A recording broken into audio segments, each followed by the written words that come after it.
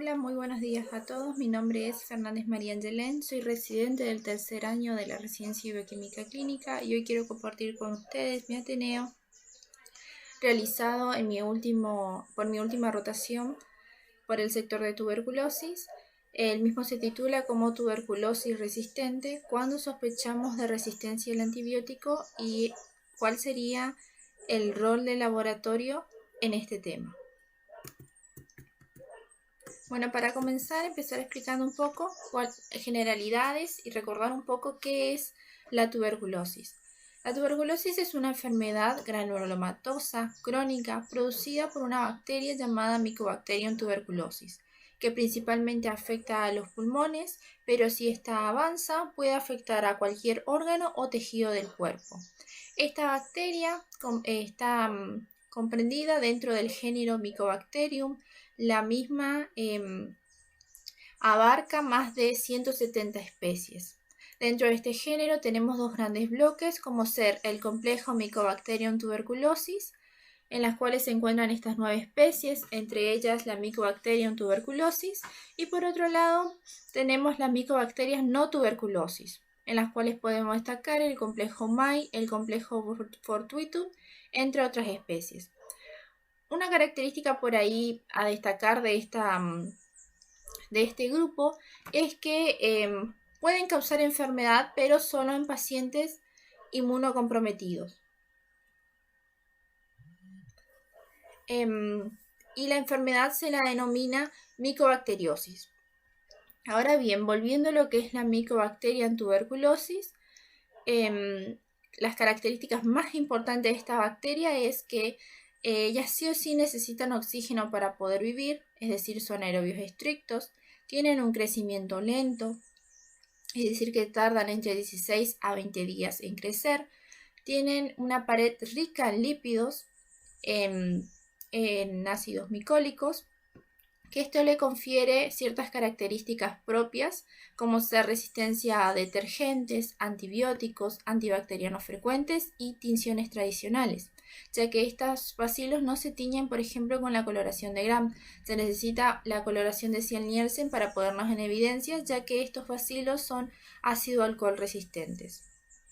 Acá es una imagen de cómo más o menos está compuesto su pared celular. Pueden observar los ácidos micólicos, contiene glucolípidos, lipoarabinomannanos, peptidoicanos, entre otros. Una de las características por ahí más importantes de esta enfermedad, que es una enfermedad que se puede prevenir y que si se entabla correctamente el tratamiento una vez que se ha detectado, el paciente se puede curar. Ahora bien, en cuanto a la epidemiología a nivel mundial, tenemos que esta enfermedad está presente en todos los países, afectando a todos los grupos etarios. Se estima que en 2021 más de 10 millones de personas se han enfermado con tuberculosis. Se considera 5,4% más que en 2020. De estos 10 millones tenemos que el 54% eran hombres, 33% mujeres y el 13% restante eran niños. La tuberculosis se considera como la segunda causa de muerte en el mundo después de lo que es el COVID-19 y por delante del VIH. Se considera que 167.000 pacientes fallecieron a causa de tuberculosis coinfectados con VIH. La Organización Mundial de la Salud en 2020 emitió una alerta debido al aumento de casos de tuberculosis multiresistentes. Creen que el origen fue en la pandemia, ya que muchos pacientes se encontraban tratados, no tomaron correctamente la medicación, abandonaron su tratamiento y todo esto generó a un aumento de multiresistencias. Y es lo que ahora actualmente se está trabajando arduamente para ir reduciendo y erradicarlo, haciendo mucho hincapié a la hora de entablar el tratamiento, que se tome de manera correcta, que se sigan los controles y poder curar la tuberculosis. Ahora bien, con respecto a la epidemiología a nivel país, tenemos que estos datos fueron sacados del boletín oficial de este año. Tenemos que el total de casos notificaron fueron de 12.569, el 94% fueron casos nuevos o recaídas, el 57% fueron hombres y el 81% fueron casos de tuberculosis pulmonar. De los casos notificados tenemos que el 60% se distribuyeron en población joven, o sea que los jóvenes fueron los más afectados. En cuanto a las defunciones, para el 2021 tenemos que fallecieron 734 pacientes, de los cuales 65% eran hombres y el 11% estaban coinfectados con VIH. El 31% de pacientes en 2020 se estima que no siguieron el tratamiento. Esta es una imagen que pude sacar del boletín, en las cuales podemos observar en la primera figura, en el primer mapita, tenemos las tasas de tuberculosis por 100.000 habitantes. Como pueden observar, Misiones se encuentra por debajo de la tasa media nacional. Las provincias más afectadas en este caso son las que pueden observar de un color más oscuro, como ser Salta y Jujuy. En cuanto a las tasas de mortalidad, tenemos que Misiones también se encuentra por debajo de la tasa media nacional y tenemos que las provincias más afectadas son Salta, Formosa y Chaco, seguida de Jujuy. Ahora bien, en cuanto a la fisiopatología, tenemos que esta enfermedad se transmite por vía aérea. Se considera como fuente de contagio a un paciente bacilífero, es decir, a un paciente enfermo con tuberculosis pulmonar. Cuando el bacilo se localiza en el pulmón del paciente, los individuos enfermos podrán diseminar el bacilo, ya sea que al toser, expectorar, estornudar o al hablar, van a eliminar pequeñas gotitas de saliva llamadas gotitas de flu, que contienen los bacilos. Estos podrán ser aspirados por un individuo susceptible. El riesgo de infección para esta persona está en relación con la exposición al bacilo de la tuberculosis y depende, por ejemplo, de la localización de la tuberculosis de este paciente, que sea una tuberculosis pulmonar, que tenga una baciloscopía positiva y que ambos, tanto la persona enferma como la persona sana, se encuentren en un ambiente poco ventilado. Todo esto favorece a un mayor riesgo de contagio. Entonces, estos viajan a través del aire, llegan a una persona susceptible, estos bacilos son inhalados. El sitio ideal para este bacilo suele ser en la parte inferior del lóbulo superior y por la parte superior del lóbulo inferior. Este es el sitio en donde hay una mayor cantidad de oxígeno y es el sitio ideal del bacilo. Una vez que el bacilo llega acá, ya se empieza a generar y activar la respuesta inmune. Tarda entre 3 semanas en que aparezca este granuloma también llamado foco de Ghon. La función que tiene es de tratar de contener y eliminar al bacilo. Como pueden observar, las células del sistema inmune van a ir rodeando a esos bacilos. Este granuloma está conformado por macrófagos activados, linfocitos, células epiteloides que, como dije, tienen la función de contener y eliminar al bacilo. De acá tenemos que pueden surgir varias posibilidades. Una de las posibilidades es que el organismo resuelva espontáneamente la infección y cicatrice este foco de Ghon y a lo que se llama después complejo de Ranke y que puede ser observado radiológicamente y es un porcentaje mínimo de pacientes que puede resolverlo, pero que existe. Después tenemos que el 95% de los pacientes quedan en una tuberculosis latente, es decir, que quedan con este foco en el cual el sistema inmune está activo y está conteniendo al bacilo y así puede perdurar o toda su vida o en algún momento de su vida esto se puede reactivar. Esto pasa en el 95% de los pacientes, pero tenemos un 5% de los pacientes que luego de lo que es la primoinfección, es decir, que el bacilo ingresa, su sistema inmune no es tan fuerte como poder retenerlo o eliminarlo y progresa rápidamente a una tuberculosis primaria progresiva. Esto suele, en los pacientes que suelen tener estas características suelen ser pacientes pediátricos menores de 14 años, pacientes inmunocomprometidos y pacientes con VIH. Ahora, volviendo a lo que es la tuberculosis latente, tenemos que existe un porcentaje menor al 5% en las cuales su sistema inmune se debilita y se va a generar una reactivación pasando a lo que es una tuberculosis secundaria. Una tuberculosis secundaria no solamente puede ser dada por una reactivación de lesiones latentes, sino que también podemos hablar de una reinfección. Una reinfección es propia, o sea, los pacientes que se caracterizan por una reinfección suelen ser pacientes con VIH. Entonces, tanto en una tuberculosis primaria como en una tuberculosis secundaria, cuando el sistema inmune ya no lo puede contener, estos se empiezan a diseminar por todo el cuerpo. Y ahí tenemos lo que es la tuberculosis diseminada, que suele ser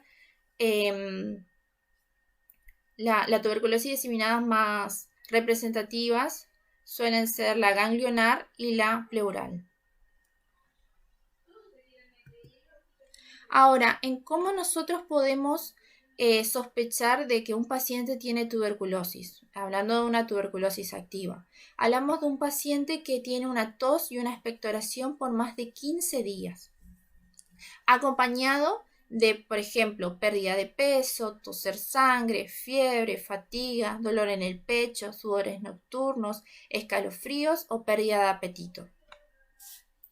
Tenemos que, en cuanto a una tuberculosis latente, tenemos que son pacientes sin manifestaciones clínicas. Es decir, son pacientes asintomáticos en las cuales, como pueden recordar en la diapositiva anterior, el sistema inmune está conteniendo el bacilo. Es un paciente que está infectado, pero que su sistema inmune es lo bastante fuerte como para poder retener al bacilo. Entonces nosotros vamos a poder detectar este tipo de paciente a través de una prueba. Esta prueba es la prueba de tuberculina o también llamada prueba de Mantoux, que lo que consiste esta prueba es en una inyección intradérmica de una dosis de tuberculina y la medición de la induración causada por la misma. Lo que va a tratar de poner en manifiesto es un estado de hipersensibilidad del organismo frente a las proteínas del bacilo tuberculoso que se ha adquirido luego de una primoinfección. Entonces, como pueden observar, esta prueba al paciente se le inyecta una dosis 0,1 mililitros intradérmico en el dorso del antebrazo de un derivado proteico purificado de un extracto de cultivo de bacilo tuberculosis utilizada en la vacuna, que es de la Mycobacterium bovis, y también presente en otras micobacterias ambientales. Entonces, luego de inyectar esta dosis, se esperan unas 48 a 72 horas para realizar la lectura, para esperar que la respuesta inmune genere esto, una induración. Si esta induración es mayor o igual el diámetro de 10 milímetros, nosotros decimos que esta prueba es positiva. Y para un paciente con VIH, tener un diámetro de esta induración mayor o igual a 5 mililitros también se considera ya positiva. Ahora bien, si nosotros tenemos una prueba de tuberculina positiva, ¿nosotros podemos decir que el paciente tiene tuberculosis? No, como bien dice acá, es una prueba inespecífica, ya que lo que nosotros inyectamos al paciente no es solamente un derivado proteico de la Mycobacterium tuberculosis, sino que viene con viene con una mezcla de derivados proteicos del bacilo de la tuberculosis utilizado en la vacuna, que es la Mycobacterium bovis, también de derivados proteicos que provienen de micobacterias ambientales, o sea que el paciente puede dar positivo para cualquiera de estos motivos, ya sea por la vacuna BCG, por haber estado en contacto con micobacterias ambientales, puede ser que inclusive tuvo una primoinfección con la Mycobacterium tuberculosis, pero eso no lo podemos saber, sino que nosotros, al tener una prueba positiva en el laboratorio de la prueba de tuberculina, nosotros siempre tenemos que mirar el contexto del paciente, la epidemiología, es decir, si él fue en un contacto, tenía un contacto estrecho, por ejemplo, con un paciente positivo, manifestaciones clínicas, todo esto, mirando el contexto, nos ayuda a la validez sería de esta prueba. Existe en el mundo, vamos a decir, otras pruebas que son mucho más específicas, pero en nuestro país no lo tenemos, que son los SIGRA, que es un test de deliberación de interferón gamma, que el fundamento de la misma es que busca la estimulación in vitro de células T circulantes en sangre mediante antígenos específicos para el complejo Mycobacterium tuberculosis, utilizando estas proteínas como antígenos. La ventaja que vendría a tener esta prueba es que son específicas para el complejo y no van a dar positivo para personas vacunadas con BCG o si tuvieron contacto con algún tipo de micobacteria ambiental. Ahora bien, ¿cómo se llega al diagnóstico para un paciente con tuberculosis activa, es decir, un paciente que tiene todas las manifestaciones clínicas y toda la sospecha de una tuberculosis? Las muestras que podemos llegar a obtener de este paciente y llegan al laboratorio pueden ser pulmonares o extrapulmonares. Dentro de las pulmonares tenemos el esputo, el lavado bronquialveolar o el lavado gástrico. El lavado gástrico tenemos que se reserva para pacientes pediátricos, ya que ellos no pueden expectorar. En cuanto a las muestras extrapulmonares, tenemos que son líquidos obtenidos por punción, orinas o biopsias. Una vez que estas muestras llegan al laboratorio, se les realiza estas dos pruebas, la baciloscopía y el cultivo. Ahora bien, ¿por qué se les realiza ambas pruebas? Porque tenemos que la baciloscopía, si bien como pueden observar es una prueba que me permite obtener un resultado dentro de las 24 a 48 horas, es un método poco sensible, ya que se necesitan entre 5.000 a 10.000 bacilos por mililitro para que esta baciloscopía dé positiva. La baciloscopía tenemos que es una prueba sencilla, pero requiere de esa cantidad de bacilos para poder ser detectada, ser positiva y también de que la persona que se sienta a mirar y realizar esta baciloscopía también tenga mucha experiencia para poder detectar al bacilo. Este por un lado. Después tenemos el cultivo, que se considera el gol estándar. Tiene mayor sensibilidad, solamente se necesita entre 10 a 100 bacilos por mililitro. La desventaja que tendría con respecto a la baciloscopía es el tiempo. Se necesita 60 días para obtener un resultado. Entonces, cuando la muestra llega al laboratorio, se le realiza tanto una baciloscopía como un cultivo. Tenemos que cuando la baciloscopía es positiva, se notifica. Cuando el cultivo es positivo y se tienen características compatibles con la Mycobacterium tuberculosis, es decir, vemos colonias de tipo coliflor no pigmentadas, nosotros podemos estar seguros que estamos ante la presencia de esta micobacteria y podemos notificar sin ningún tipo de problema. Ahora, ¿qué pasa si nosotros tenemos características diferentes pero sospechosas? Es decir, que no podemos descartar directamente que sea la Mycobacterium tuberculosis. Podemos realizar el extendido de esta colonia para ver si son bacilos ácido alcohol resistentes. Existen las pruebas bioquímicas y tenemos que el laboratorio cuenta con un test inmunocromatográfico lateral que detecta el antígeno MPT64 que es liberado al medio cuando éstas están creciendo. Entonces, lo que me permite detectar es si estamos ante la presencia del complejo tuberculosis, Mycobacterium tuberculosis. Tenemos que, algo para resaltar es que esta prueba si da positiva, puede ser positiva para las especies Africanus, tuberculosis, microtis y bovis. Pero nosotros acá, evaluando lo que es la epidemiología, nosotros acá lo que tenemos es la Mycobacterium tuberculosis. Entonces, si esta prueba me da positiva, yo puedo decir con seguridad que es debido a la Mycobacterium tuberculosis y no una bovis, a Neon africanus, ni a una microtis. Entonces, esta es una prueba con la cual cuenta el laboratorio. En caso, por ejemplo, de que yo tenga altas sospechas, sea negativo, entonces ya no estoy dentro de este complejo y lo que se hace es derivar el cultivo a el Instituto Nacional de Enfermedad Respiratoria Dr. Emilio Coni para terminar y realizar la identificación genotípica del mismo. Ahora bien, ante un paciente con un resultado positivo de tuberculosis, el tratamiento que se le entabla tenemos la de primera y segunda línea. Siempre comienzan con los fármacos de primera línea. Tenemos isoniazida, rifampicina, piracinamida, etambutol y streptomicina. Y si el paciente llegara a generar algún tipo de rechazo o algún tipo de resistencia, se pasa recién a la segunda línea, que son las fluoroquinolonas. Tenemos los inyectables de segunda línea y tenemos que la Organización Mundial de Salud también ya ingresó estos dos fármacos que son linezolid y bedaquilina.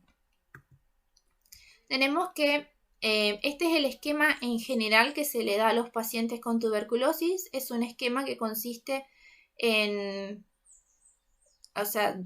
que tiene una duración de 6 meses. Van a observar siempre que cuando ven un esquema para un paciente tuberculoso, van a observar estas siglas. Estas siglas lo que hace es tratar de explicar en qué consiste este esquema. Los 2 primeros meses se le van a dar 4 fármacos, esas son las iniciales de estos fármacos que son isoniazida, rifampicina, piracinamida y etambutol, y en los otros 4 meses tenemos que se le va a dar iso y rifampicina. Los 2 meses consisten en una fase inicial o intensiva en la que se va a dar una combinación, como pueden observar, de 4 fármacos, y en la fase de mantenimiento solo 2, iso y rifa.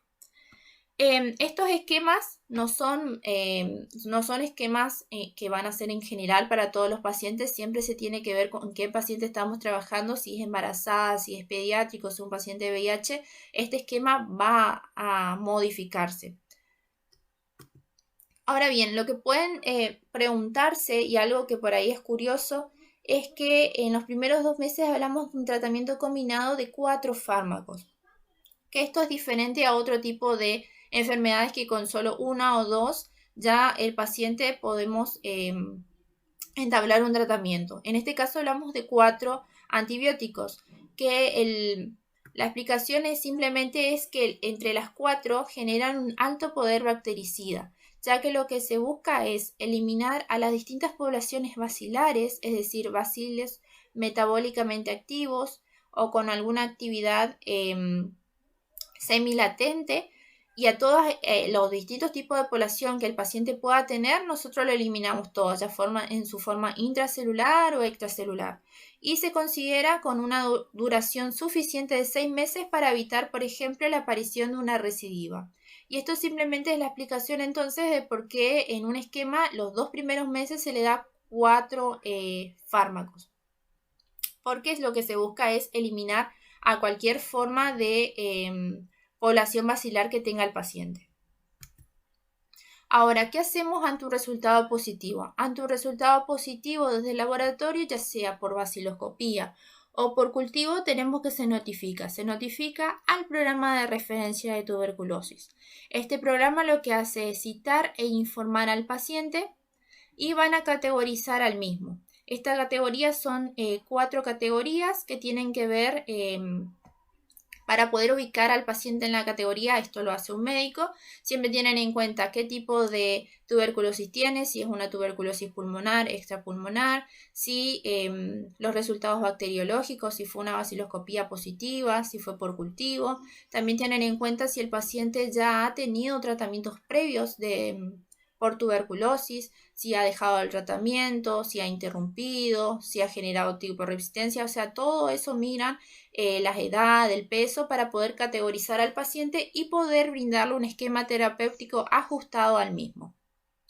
Como bien pueden observar, este es el esquema en general que se le da al paciente con tuberculosis. Ahora, ¿cómo es el control del paciente positivo? El control es, el paciente luego de finalizar los 2 meses va a volver para realizarse un control para cambio de fase, es decir, de pasar de la fase inicial a la fase de mantenimiento. Y luego tenemos que al finalizar el 4.º mes se hace un segundo control y al finalizar el 6.º mes de tratamiento se hace si todo sale bien, el tercer y último control para el alta del paciente. Ahora, ¿cómo se realiza el seguimiento desde el laboratorio? ¿Con qué podemos nosotros desde el laboratorio seguir al paciente con una tuberculosis positiva? Los métodos son baciloscopía y cultivo. En este caso, la PCR no es recomendada para el seguimiento porque en caso de ser positivo, nosotros no podemos decir que sean bacilos vivos o muertos, ya que ella tiene la capacidad de poder detectar el ADN residual y se ha visto que inclusive en pacientes que ya son sanos, es decir, que con baciloscopía y cultivos negativos, la PCR sigue dando positiva. La PCR es bastante útil para lo que es el diagnóstico, ya que ella me permite en 2 horas poder dar un diagnóstico al paciente, pero para seguimiento no. Ahora, mirando acá, por ejemplo, tenemos cómo desde el laboratorio van a realizar el seguimiento. El paciente al finalizar los 2 meses va a venir para el primer control para cambio de fase. Va a traer una muestra, en este caso hablamos de un esputo, al que se le va a realizar baciloscopía y cultivo. Si la baciloscopía tenemos que dar negativo, el paciente va a rotar de fase, va a pasar de la fase inicial de tomar 4 fármacos a la fase de mantenimiento tomando solamente iso y rifampicina. Pero si da positiva a la baciloscopía, es decir, que nosotros vemos bacilos en su muestra, lo que se hace es prolongar la fase inicial por 15 a 30 días más el tratamiento. Y esto lo que busca es poder evaluar si estos bacilos, lo que se busca es esperar los resultados de este cultivo para poder saber si estos bacilos son metabólicamente activos o no, si están vivos o no. Porque a veces podemos verlos en el microscopio, pero están todos muertos, o sea que en el cultivo no crece. Entonces nosotros ahí podemos considerar que el paciente sí puede rotar de fase. El problema es cuando esto no sucede. Entonces al paciente al mes siguiente se le vuelve a citar, trae otra muestra y se le repite la baciloscopía. Entonces, si la baciloscopía da negativa, se rota de fase tranquilamente. El problema es si la baciloscopía es positiva nuevamente. Si la baciloscopía es positiva y el cultivo que trajo el paciente la primera vez es positivo, ahí es donde nosotros nos tenemos que generar ciertas preguntas, como por ejemplo si el paciente está tomando correctamente el tratamiento, si hubo una interrupción o cuál ha sido el problema, o si ya también estamos hablando de una posible resistencia al tratamiento y que el paciente no está respondiendo al mismo. Entonces, ¿cómo procede el laboratorio ante una posible resistencia al antibiótico? Tenemos que lo que hace el laboratorio, otra vez le vuelve a solicitar una muestra al paciente. El laboratorio cuenta con un método molecular, una PCR real-time, que es un ISPER MTV-RIF Ultra, que me detecta no solamente el complejo Mycobacterium tuberculosis, sino también si el paciente tiene una resistencia, por ejemplo, a rifampicina.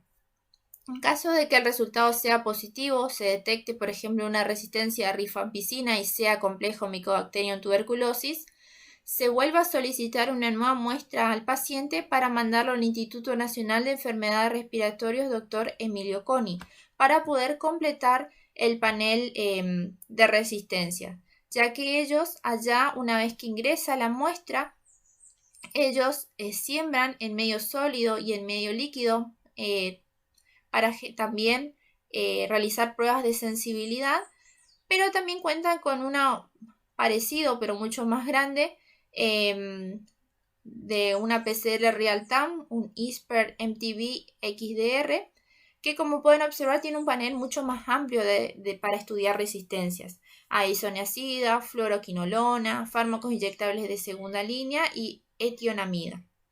Y también obviamente me pueden detectar el complejo Mycobacterium tuberculosis.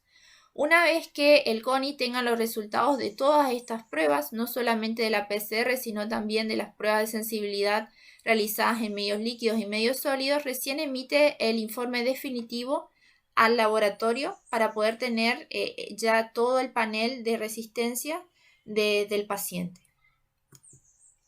Ahora bien, como para entrar al tema de lo que es la resistencia antimicrobiana y cuáles los mecanismos que tiene la Mycobacterium tuberculosis, vamos a recordar qué es la resistencia antimicrobiana. Tenemos que es la capacidad de los microorganismos de producir mecanismos específicos que le permiten sobrevivir en presencia de sustancias nocivas para su desarrollo.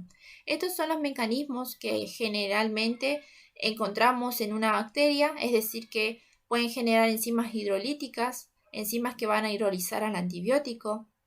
También la aparición de bombas de flujo, en las cuales el antibiótico ingresa a la bacteria y a través de estas bombas van a ser expulsadas. Tenemos también que han generado alteraciones de la permeabilidad, es decir, en el número o en el diámetro de las porinas, por donde los antibióticos no pueden ingresar, y también algunas ya han generado modificación del sitio de ANA, es que a través de alguna mutación generan un cambio en el sitio blanco, entonces el antibiótico viene y no encuentra su sitio y no puede actuar. Ahora, ¿cómo se defiende la Mycobacterium tuberculosis? ¿Qué mecanismo ha generado?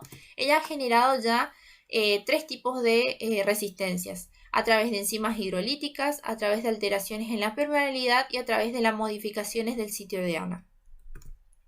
Y también algo para destacar es que él ya ha tenido la capacidad de generar mecanismos de resistencia a los 4 primeros antibióticos que se le da en la fase inicial al paciente.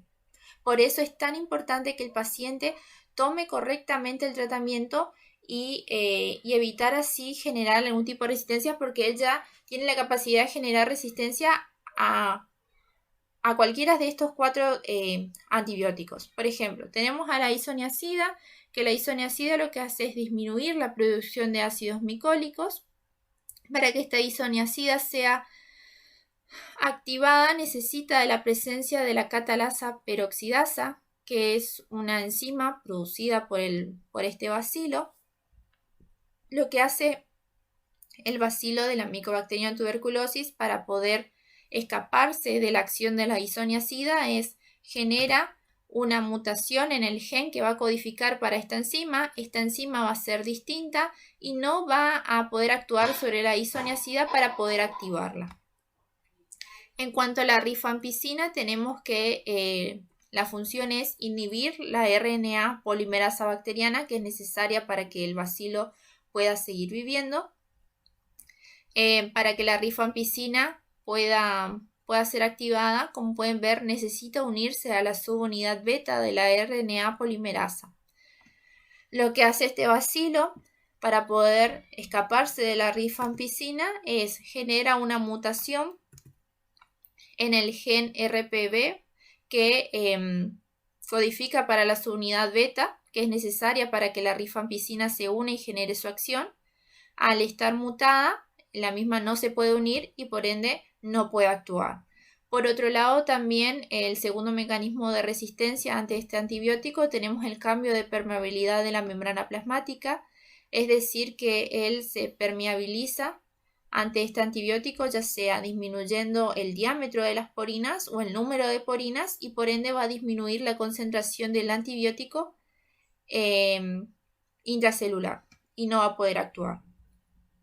Por otro lado, tenemos la piracinamida, que su función es, él necesita un medio ácido para poder actuar y actúa de forma intracelular en el fagolisosoma. Para ser activado necesita de la activación de la piracinamidasa para poder formarse entonces el ácido piracinoico y que brinde este medio ácido que es necesario para que este antibiótico pueda actuar. Bueno, este bacilo también ya ha generado dos tipos de mecanismos contra este antibiótico. Uno de ellos es modificando, mutando el gen que codifica para esta enzima, la piracinamidasa, y la otra es que en este fagolisosoma ellos tienen la capacidad de liberar amonio. Este fagolisosoma necesita un medio ácido para poder destruir al bacilo, y igual este antibiótico necesita un medio ácido. Lo que él hace es generar amonio alcalinizando el medio y no favoreciendo entonces el medio para que este antibiótico actúe. Y por último, el etambutol, que es un inhibidor de la pared celular que va a impedir el ingreso de la D-arabinosa en el arabinogalactano, alterando la formación de la pared celular. Tenemos que para que la función de este etambutol, para que esto suceda, es que va a inhibir a la enzima necesaria, que es la arabinosiltransferasa. El mecanismo por el cual se defiende entonces este bacilo es generando una modificación en esta enzima. Entonces el etambutol no reconoce este sitio y no puede actuar. Entonces estos son los mecanismos principales de los cuales la Mycobacterium tuberculosis puede defenderse ante estos fármacos. Entonces, algunos conceptos que son importantes que ustedes sepan, que lo pueden ver en las literaturas, es que están clasificados a los tipos de resistencia dependiendo a qué medicamentos o a las cantidades de fármacos a los cuales son resistentes. Por un lado, por ejemplo, tenemos a un paciente a los cuales consideramos monoresistentes, es que es resistente a un solo fármaco. Cuando hablamos de un paciente poliresistente, es decir, que la resistencia se manifiesta a más de un medicamento antituberculoso, pero sin comprender en forma simultánea a isoniazida y a rifampicina. Tenemos un paciente multiresistente, es aquel que es resistente a isoniazida, rifampicina, sí o sí, y puede también tener presente algún tipo de resistencia a algún otro tipo de fármaco, pero se caracteriza por sí o sí ser resistente a iso y a rifampicina para ser un paciente multiresistente. Después tenemos un paciente que es pre-extensamente resistente, es una etapa antes de una extensamente resistente. Es aquel paciente que tiene una resistencia a fármacos de primera línea, a iso y a rifa como mínimo, y al menos una fluoroquinolona. Y por el otro lado tenemos un paciente extensamente resistente, que es aquella en la cual se presenta una resistencia a fármacos de primera línea, al menos una fluoroquinolona, más algún tipo de fármaco de segunda línea inyectable, como ya ser kanamicina, amikacina o capriomicina. Ahora, ¿qué sucede en Argentina con lo que son los pacientes con tuberculosis resistentes? El boletín de este año informa que hubieron 270 pacientes que tuvieron algún tipo de resistencia, de los cuales el 57% era resistencia a rifampicina, el 71,5% eran multiresistentes, es decir, multiresistentes eran sí o sí resistentes a rifa y a isoniazida, y 3 pacientes que presentaron tuberculosis preextensamente resistentes, es decir, que están en una etapa previa a ser resistentes a casi todos los medicamentos que se le puede dar a un paciente. Ahora, ¿qué sucede en nuestra provincia? Esta es una tabla que armé que va desde el año 2003 a 2023 de todos los casos notificados de pacientes con algún tipo de resistencia. Pueden observar que en 2004 hubieron 6 pacientes con algún tipo de resistencia. En los años 2008, 2013, 2019 a 2021 pueden observar el 0. El 0 no significa que no hubieron casos, sino que no hubo pedidos. Entonces, quizás hubieron, pero al no haber pedidos y no fueron procesados por el laboratorio, no se puede saber si realmente hubo pacientes con algún tipo de resistencia. Esto es un poco más de lo mismo, es como que amplía un poco más la información por año, los tipos de resistencia que fueron encontrados, a qué tipo de fármacos antituberculosis fueron resistentes. Algo que quiero resaltar acá es que este año, el año 2023, ya se encontró el primer paciente con un tipo de resistencia preextensamente resistente. El paciente ya ha generado resistencia a isoniazida, rifampicina y a un tipo de fluoroquinolona. Entonces a este tipo de pacientes hay que tener mucho cuidado, ya que él está en una etapa previa a lo que es extensamente resistente, es decir, que es resistente casi a todos los medicamentos que se le puede dar a un paciente y lamentablemente este tipo de pacientes, si llegan a esta etapa, ya no hay mucho más por hacer y lamentablemente terminan falleciendo. Y esto es lo que ahora se está trabajando arduamente para tratar de ir disminuyendo estos tipos de resistencia, que dejen de ir avanzando. Se está trabajando muchísimo para que el paciente pueda cumplir y facilitar los tipos de medicación. Por ejemplo, como si bien recuerdan que yo dije que en los 2 primeros meses se le dan 4 fármacos, antes estos venían de forma individual, 4 pastillas que el paciente tenía que tomar. A veces el paciente tomaba 1, tomaba 2, entonces todo esto fomentaba también a que el paciente no tome correctamente el tratamiento. Ahora lo que se hace es que se combinan esos 4 fármacos en uno.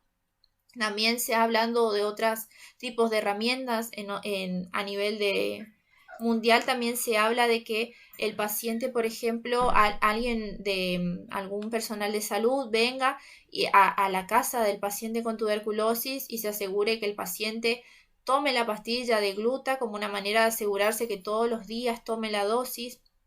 Esto, por ejemplo, en nuestro país no podría realizarse, ya sea por parte económica o recursos humanos, pero es una idea que se ha tenido para que vean lo grande y lo mucho que se está trabajando para poder reducir este tipo de casos. También leí que otro de las herramientas también con las que se están contando en otros países es un pastillero que tienen algún tipo de sensores en los cuales el paciente abre el pastillero y esto está conectado a una base de datos. Entonces desde el programa saben si el paciente abrió el pastillero o tomó la pastilla. Es decir, manejan otros tipos de tecnología, pero todo es lo que buscan es tratar de reducir estos casos de multiresistencia, porque simplemente se pueden evitar con que el paciente tome correctamente y realice los controles necesarios para poder erradicarlos. Así que bueno, esto es todo mi Ateneo. Espero que les haya gustado. Muchas gracias.